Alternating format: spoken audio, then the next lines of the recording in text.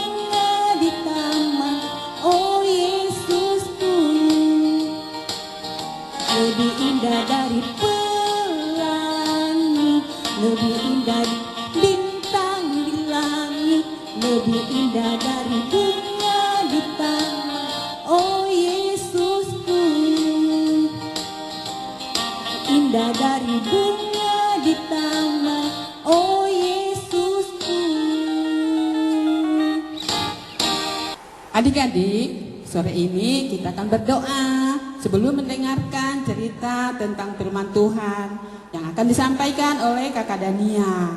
Nah ayo adik-adik kita lipat tangan, kita berdoa ya. Mari kita berdoa. Tuhan Allah Bapa dalam surga, pada hari ini ya Bapa kami datang lagi di hadapan-Mu. Saat ini kami mau melayani anak-anak klien kami yang berada di rumah. Berkati anak-anak layan kami Tuhan, agar mereka tenangkan hati, untuk mau beribadah mendengarkan cerita tentang firman-Mu. Tuhan Yesus, kuasailah hati kami masing-masing ya Bapa dalam beribadah ini. Dalam nama Tuhan Yesus kami sudah berdoa, amin. Bunda Lena, yang biasanya bersinar itu apa ya? Matahari, lampu. Nah, hari ini kita akan menyanyi karena Tuhan Yesus menginginkan kita untuk bersinar. Jadi kita bernyanyi itu, Yesus menginginkan daku bersinar. Nah adik-adik, Bunda Lena dan Bunda Evi akan mengajak adik-adik bernyanyi Yesus menginginkan daku.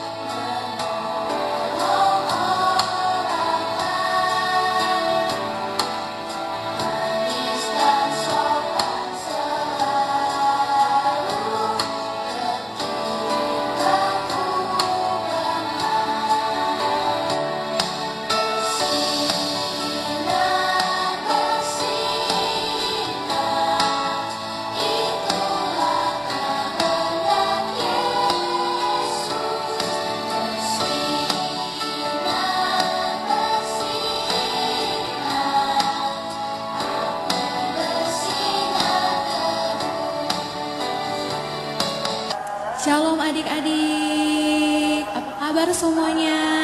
Perkenalkan, nama kakak adalah kakak Dania. Pada hari ini kakak akan menyampaikan cerita kepada adik-adik semua. Pada saat ini kita akan membaca Alkitab yang terambil dari surat Korintus yang kedua, pasalnya yang ketiga, ayat yang pertama hingga ayatnya yang ke-11. Kakak akan membacakannya untuk kita semua ya. Di bawah perikop pelayan-pelayan perjanjian yang baru.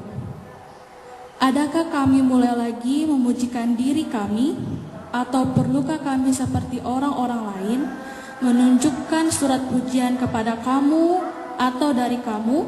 Kamu adalah surat pujian kami yang tertulis dalam hati kami, yang dikenal dan yang dapat dibaca oleh semua orang. Karena telah ternyata bahwa kamu adalah surat Kristus yang ditulis oleh pelayanan kami, ditulis bukan dengan tinta, tetapi dengan roh dari Allah yang hidup, bukan pada loh-loh batu, melainkan pada loh-loh daging, yaitu di dalam hati manusia. Demikianlah besarnya keyakinan kami kepada Allah oleh Kristus. Dengan diri kami sendiri, kami tidak sanggup untuk memperhitungkan sesuatu seolah-olah pekerjaan kami sendiri. Tidak, kesanggupan kami adalah pekerjaan Allah. Ia membuat kami juga sanggup menjadi pelayan-pelayan dari suatu perjanjian baru yang tidak terdiri dari hukum yang tertulis, tetapi dari roh, sebab hukum yang tertulis mematikan, tetapi roh menghidupkan. Pelayanan yang memimpin kepada kematian terukir dengan huruf pada loh-loh batu. Namun demikian kemuliaan Allah menyertainya waktu ia diberikan. Sebab sekalipun pudar juga cahaya muka Musa begitu cemerlang, sehingga mata orang-orang Israel tidak tahan menatapnya. Jika pelayanan itu datang dengan kemuliaan yang demikian, betapa lebih besarnya lagi kemuliaan yang menyertai pelayanan roh.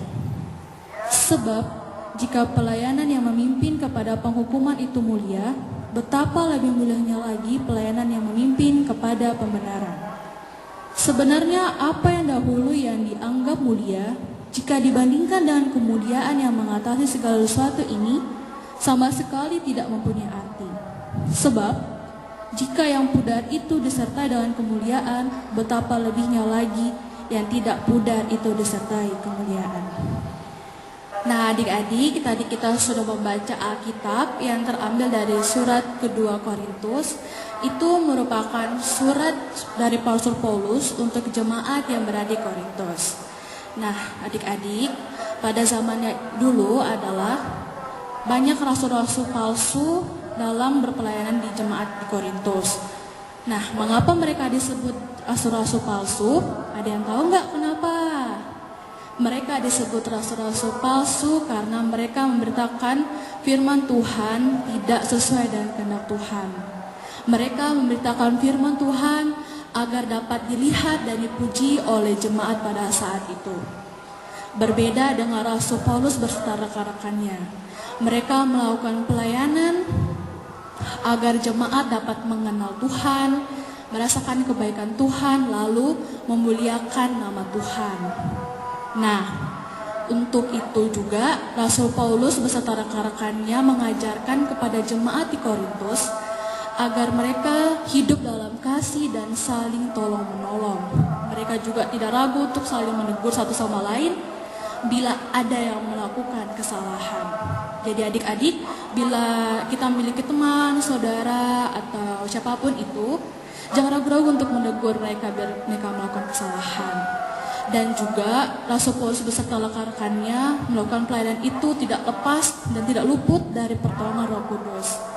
Karena mereka yakin bahwa dengan pertolongan Roh Kudus mereka akan diberikan hikmat kebaikan dalam berpelayanan. Jadi adik-adik ingatlah bahwa apapun segala kebaikan yang adik-adik lakukan, entah itu kepada teman, kepada saudara, ataupun kepada orang lain, itu sudah sangat menyenangkan hati Tuhan. Apabila itu dilakukan dengan tulus, tanpa ada iming-iming apapun di belakangnya. Jadi, bila adik-adik melakukan sebuah kebaikan kepada semua orang, adik-adik akan menjadi surat-surat Kristus yang terbuka dan dapat dibaca oleh orang lain. Tetaplah selalu melakukan pelayanan yang seturut dengan kehendak Tuhan. Jangan pernah karena ada iming-iming, dapatkan iming-iming untuk dipuji orang, agar dapat dilihat orang bahwa kita tuh hebat dalam berpelayanan, tetapi kita melakukan pelayanan agar dapat memuliakan nama Tuhan itu sendiri. Tetaplah selalu bersukacita dalam berpelayanan dan selalu minta bantuan Roh Kudus. Tuhan memberkati. Haleluya. Amin. Nah, adik-adik, ada yang boleh sampaikan. Tiba saatnya kita akan mengumpulkan persembahan adik-adik di rumah. Adik-adik kan punya ini di rumah. Nah, dimasukkan di sini. Nanti setelah ibadah kita di gereja mulai, mudahan tahun depan, baru kita kumpulkan bersama-sama kepada Bunda. Oke, kita akan mulai persembahan kita. Adik-adik, sambil kita membawa persembahan, memberikan persembahan, kita menyanyi dari lagu Bersyukur kepada Tuhan.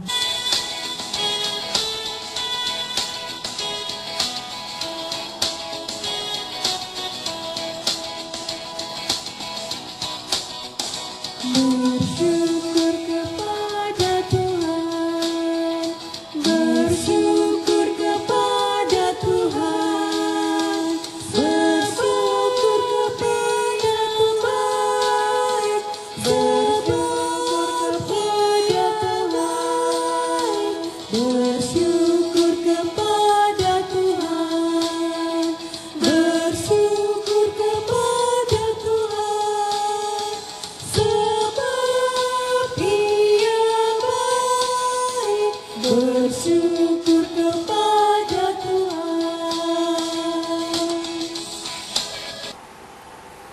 Nah, adik-adik, tiba saatnya kita untuk berdoa syafaat. Untuk itu, mari kita satu di dalam doa. Kita berdoa.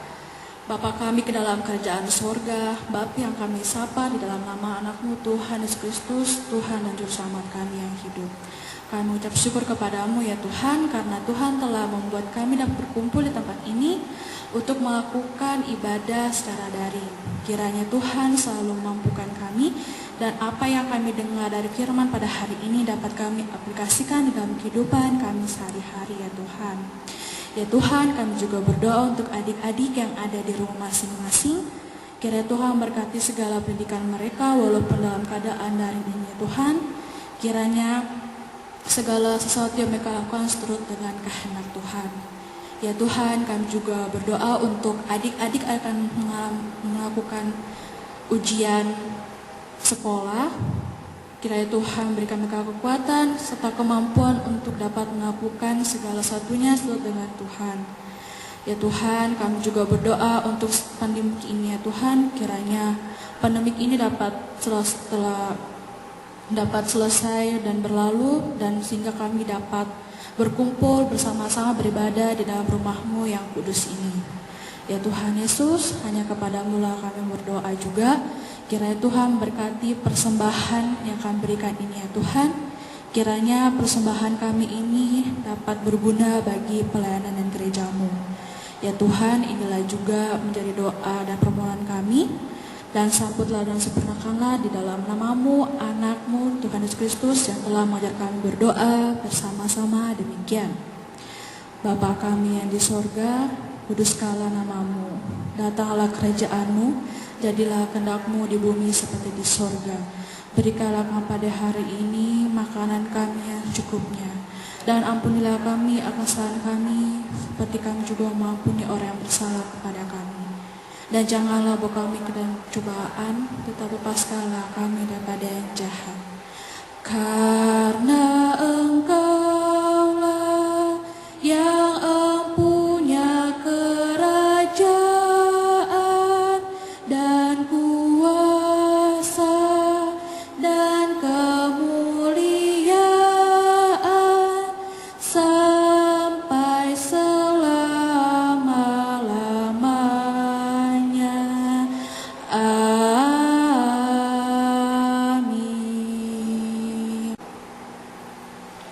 Adik-adik, kita sudah mendengarkan firman Tuhan dan juga mendengarkan cerita dari Kakak Dania. Dan sekarang adik-adik, Bunda Layan dan Kakak Layan akan memberikan tugas kepada adik-adik sebagai aktivitas di rumah ya. Untuk anak TK sebagai berikut.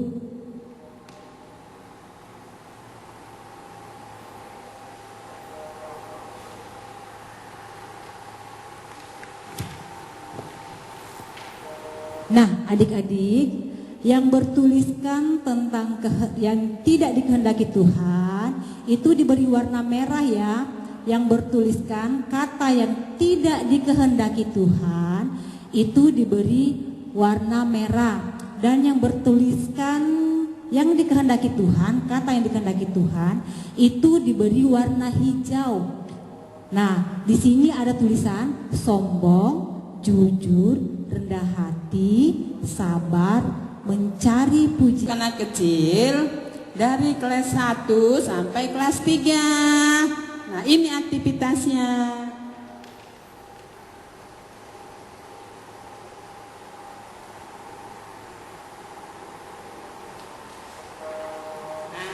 Nah, adik-adik, ayo temukan kalimat rahasia berikut berdasarkan sandi di bawah ini. Oke? Oh, jadi hurufnya ada semua keterangannya di sini Bunda Oh, ya. iya. Oh iya adik-adik. Keterangannya di bawah. Paham ya. Oke. Dan untuk anak tanggung berikut ya.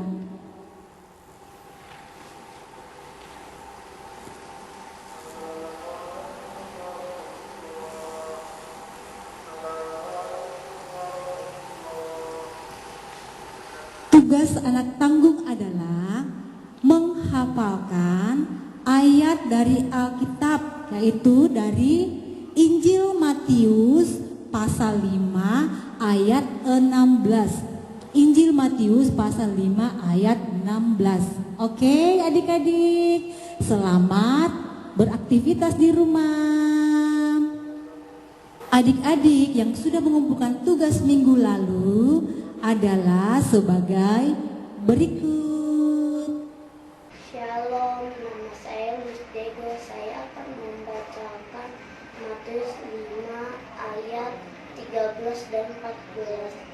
Firman Tuhan berbunyi, kamu adalah garam dunia. Jika garam itu menjadi tawar, dengan apakah ia diasinkan?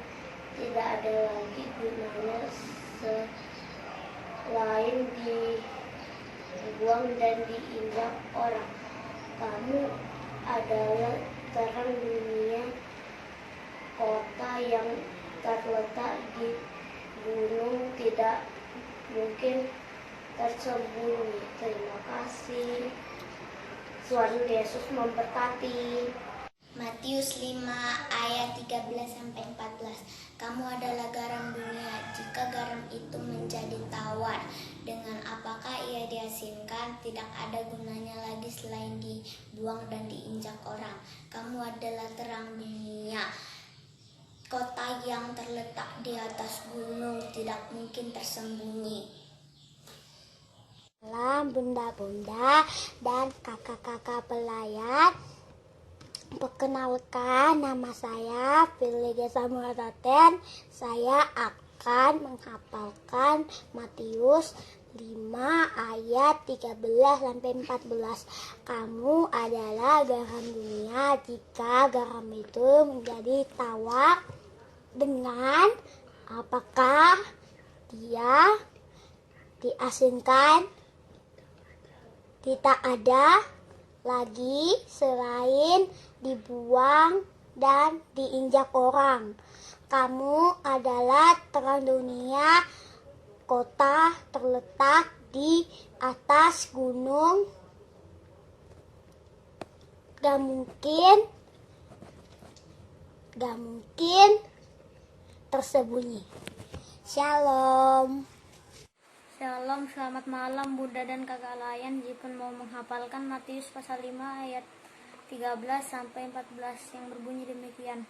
Kamu adalah garam dunia. Jika garam itu menjadi tawar, dengan apakah ia diasinkan? Tidak ada lagi gunanya selain dibuang dan diinjak orang. Pasal 14. Kamu adalah terang dunia. Kota yang terletak di atas gunung tidak mungkin tersembunyi. Matius 5 ayat 13-14. Kamu adalah garam dunia. Jika garam itu menjadi tawar, dengan apakah ia diasinkan? Tidak ada lagi gunanya selain dibuang dan diinjak orang. Kamu adalah terang dunia. Kota yang terletak di atas gunung tidak mungkin tersembunyi.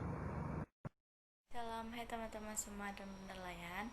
Saya Melita. Saya kali ini akan menghafalkan ayat atau tugas dari bunda-bunda layan untuk menghafalkan ayat, yaitu dari kitab Matius 5 ayat 13-14 yang berperikop garam dunia dan terang dunia, yang berbunyi demikian. Kamu adalah garam dunia. Jika garam itu menjadi tawar, dengan apakah dia diasinkan? Tidak ada gunanya lagi selain dibuang dan diinjak orang. Kamu adalah terang dunia. Kota yang terletak di atas gunung tidak mungkin tersembunyi. Sekian ayat hafalan dari saya. Terima kasih. Shalom. Tuhan Yesus memberkati. Shalom, selamat pagi Bunda dan kakak layan. Hari ini mau ayat hafalan Matius 5 ayat 13-14. Garam dunia dan terang dunia. Kamu adalah garam dunia. Jika garam itu menjadi tawar, dengan apakah ia diasinkan? Tidak ada lagi gunakan selain dibuang dan diinjak orang. Kamu adalah terang dunia. Kota yang terletak di atas gunung tidak mungkin tersembunyi. Terima kasih. Shalom, selamat pagi Bunda dan kakak layan. Hari ini saya mau menghafal Matius 5 ayat 13 sampai 14. Garam dunia dan terang dunia. Kamu adalah garam dunia. Jika garam itu menjadi tawar, dengan apa ia diasinkan? Tidak ada lagi gunanya selain dibuang dan diinjak orang. Kamu adalah terang dunia. Kota yang terletak di gunung dan tidak mungkin tersembunyi. Terima kasih.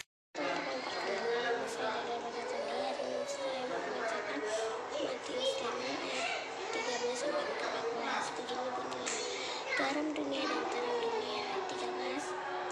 Kamu adalah garam dunia. Jika garam itu menjadi tawar, dengan apakah ia disilakan? Tidak ada lagi guna selain dibuang dan dicekal. Ayat 14.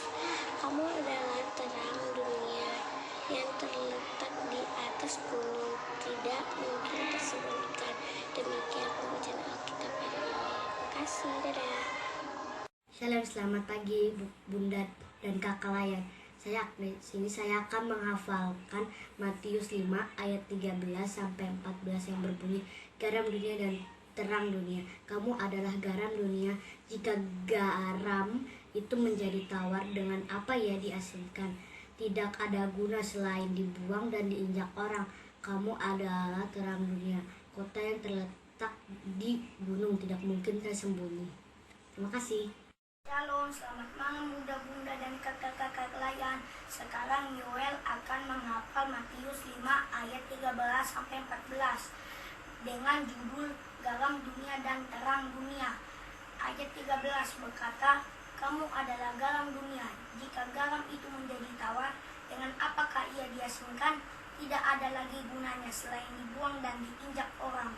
Ayat 14 berkata, kamu adalah terang dunia, kota yang terletak di atas gunung tidak mungkin tersembunyi. Terima kasih.